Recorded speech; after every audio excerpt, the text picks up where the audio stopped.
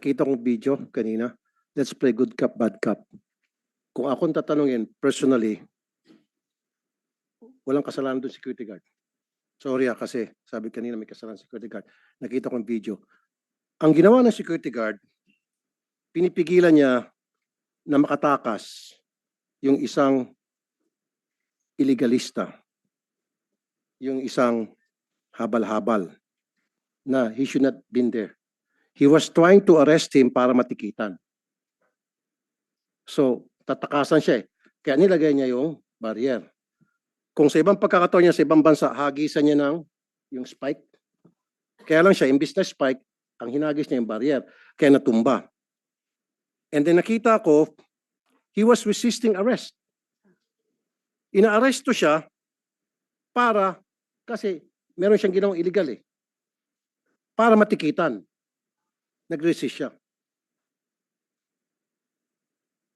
Yun nga lang, kulang sa proper training security guard. Siguro meron pa ibang pamamaraan sa pagpigil sa mga taong gumagawa ng illegal sa lugar na nasasakupan. Maybe they need more training. And going back dun sa, Mr. Chair, sabi kanina, firearms and explosive unit, pinakamalakas na kitaan dyan sa Kamkrame. Totoo yan. Alam mo yan, Chief. Ang sumunod, SOSYA. Hindi nila huliin yan, Chief. Dilinisin ni Colonel.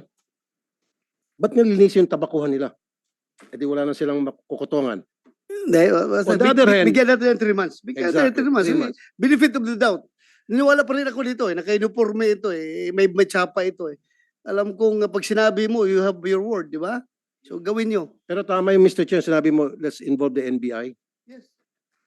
Kasi yung NBI magaling pagdating sa investigasyon, magaling sa pagtitik-tik, magaling sa intelligence. I think let's stop the NBI. Tama yung nandito yung NBI. Kayo dyan sa PNP, sorry nakakahiya po kayo. More than 2 decades na yung programa ko, every single day may mga security guard nagreklamo. Malaman-laman ko yung ugat ng reklamo, house show. Alam niyo po yung house show, di ba? Yung pong security agency. Napayagan yung magbukas, nabigyan yung lisensya, nabigyan yung permit, yung pala walang kakayahan na magpatakbo ng security agency. In some cases, totally wala talagang permit, wala talagang lisensya. But you turn a blind eye kasi binabalik-balikan nyo yung security agency para hingan. It's about time. Marami sa mga security guard natin nagwawala, nagwarimentado. Alam niyo na, the overwork. Security guard for the information of everybody here. Kayo ba nakarinig na ng security guard na nagtatrabaho ng 20 hours a day straight, walang day off? Monitor niyo ba yun? 20 hours a day, walang day off. At ang bayad, below minimum. Sino hindi magorimentado? Pagod na pagod. Pag-uwi ng bahay, dadakdakan ni misis. Akala siguro, ng babae o binulsa. Ng busa, ng gupit, ng sweldo. Kaya security guard, pagdating trabaho, nagwawala, nagorimentado. Marami na tayong mga security guard narinig na maril, ng bugbog. Mr. Chair, kung i-check natin lahat ng mga security guard ng abuso, malaking porsyento sa kanila, of course, I don't condone pang-abuso. Pero ang ugat ng pang-abuso na marami sa kanila because they're walang training and then they are stressed, overworked, and underpaid. Pero kung they are well-trained, of course, siyempre, pag well-trained ka, dapat well-paid. And then, nabigyan silang tamang benepisyo, tamang oras trabaho. I think, I'll say, 99% of them, hindi na mga abuso. Alam niyo yung SOSYA, di ba? And you agree, Colonel Manuel Espejo? Let's do our job. Please. Hindi lamang para sa mga security guard sa kanilang mga pamilya, para na rin sa taong bayan. Because the security guard, they're force multiplier. Nakakatulong sila sa peace and order na natin. Pag meron dyan naglalakad na tao at tingin niya nasa panganib siya, tatakbo security guard, magpapatulong. Mama security guard, pakatulungan mo kami. Eto pa, marami ako alam ng security guard. Ewan ko, monitor dito ng social. Taga-park, taga-linis, taga-palengke, taga-sagot ng telepono. Ang dami pang trabaho sa sweldong kakarampot. Dapat monitor niyo po yun. Although, nandito naman Dole, pero dapat kayo sa social, mas pinakikinggan kayo, mas kinakatakutan kayo. Sorry sa Dole, do we have Dole here? Sa totoo lang, yung mga security agency, pag sinabing Dole, gagano'n sila. Hindi sila takot sa Dole. Totoo yan, sa experience ko. Pero pag sa social, takot na takot sila. Kaya social, do your job. How many security guards do we have? Ang tanong ko. In the Philippines, in our country, total. Is it 100,000, 200?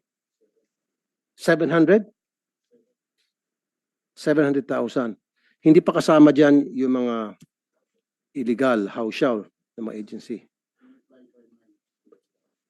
Sa fly-by night kasama na? Mga fly-by night hindi ko kasama. So kasama ang fly-by night, 1 milyon. Opo. Maaari po. See? It's about time. Let's do some cleansing. Sabi ni Chief, 3 months.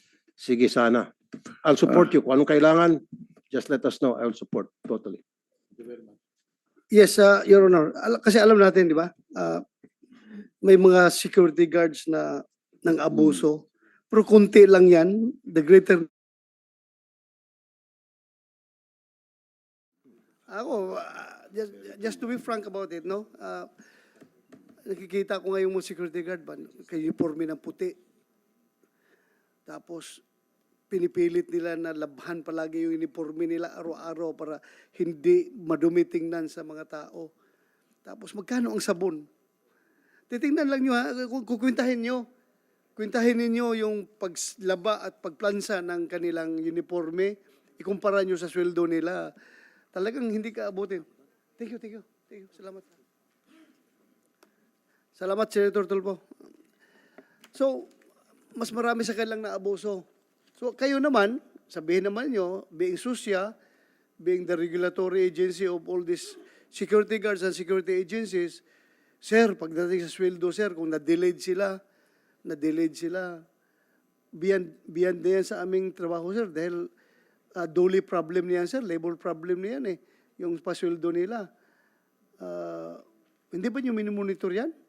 Kaya nasisiraan ng bait yung ibang security guard dahil yung ilang buwan na, hindi pa rin sinusulduhan ng kanilang agency?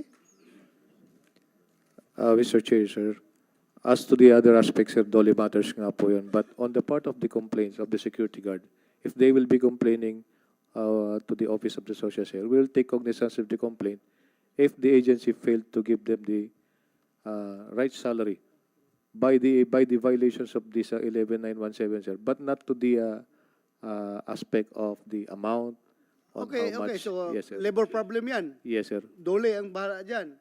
Ito naman pagdating sa yung security guard who is doing jobs that are beyond his job description. Anong Yes, sir. job description as Under a security social guard? po, sir. The security guard is only, sir, there to perform security functions only, sir.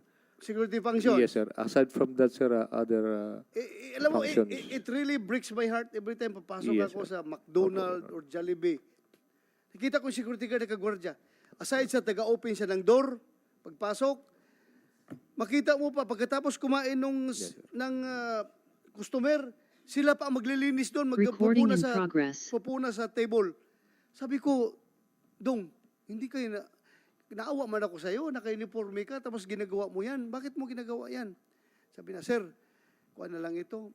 Kunting diskarte lang rin ito, sir, para mapalibre ako ng pagkain mamaya dyan sa, pag mamaya may mga dyan sa, alam mo na, sa establishmento na trabahoan, makalibre kami ng kain, sir. So, tulong-tulong lang ito. Sabi ko, alam mo ba, yung uniforme mo dyan ay hindi naman sabi kong niyuyurakan mo sa ginagawa mo, pero parang bumababa ang tingin sa tao kapag nakita kang ganun ang ginagawa mo. Kaya, to be fair with your uniform, siguro, iwasan mo lang yan. Dumiskarte ka lang kung makahingi ka ng pagkain mamaya. Pero yung ganun, nagpupunas ka dyan, minsan nagmamap ka pa dyan, pangit, hindi maganda. So, yan ba, covered dyan sa supervisory power nyo? Yes, Your Honor, sir. In fact, sir, we reiterated and we issued memorandum circular in line with that, sir, that we reminded our PSAs and our PSPs that our security guard will only perform security functions, no more, no less. And we identified this, as you mentioned, sir, na bawal po sila sa maging parking attendants, maging errand boys, o maging tagapunas. So, if it is, sige pa rin, nangyayari pa rin yan ngayon, kulang kayo sa follow-up. Follow-upin ninyo. Opo, sir. Yes, sir. Send kayo ng teams doon na nagmumonitor at hindi naman manghuli, kundi spot check ba? Yes, Your Honor. Kasi sabi ng security guard, illegal pala itong pupunas ka ng table, bakit pa ako hulihin? Di ba? Administratively, you remind them that it is their